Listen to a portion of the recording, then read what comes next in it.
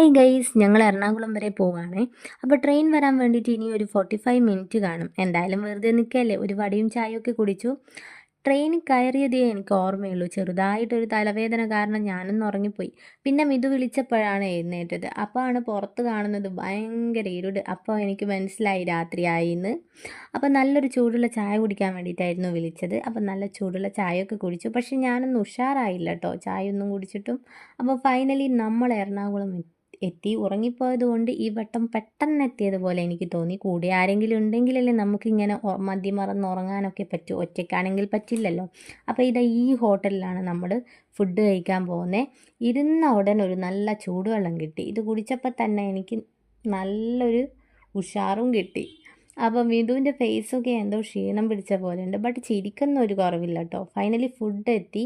ഞാൻ പൊറാട്ടയും ചില്ലി ചിക്കനാണ് ഓർഡർ ചെയ്തത്. അമ്മയും അത് തന്നെയാണ് പറഞ്ഞത്. അപ്പോൾ മിതുവാണ് ബിരിയാണി കഴിച്ചത്. അപ്പോൾ എനിക്ക് ഇഷ്ടപ്പെട്ട ചിക്കൻ പീസ് സെലക്ട് ചെയ്യുന്ന ഒരു ഇതാണ് നിങ്ങളിപ്പോൾ കാണുന്നത്. അപ്പോൾ എനിക്ക് ഇഷ്ടപ്പെട്ട ചിക്കൻ പീസൊക്കെ കൂട്ടി ഞാൻ നന്നായിട്ട് ഫുഡും കഴിച്ചു. ഇപ്പം ഞാൻ നന്നായിട്ട് ഉഷാറും വെച്ചു. അപ്പോൾ ഇനി നേരെ റൂമിലോട്ടേക്കാണ് പോകുന്നത്. നമ്മൾ ഇവിടെയാണ് റൂം ബുക്ക് ചെയ്തത്.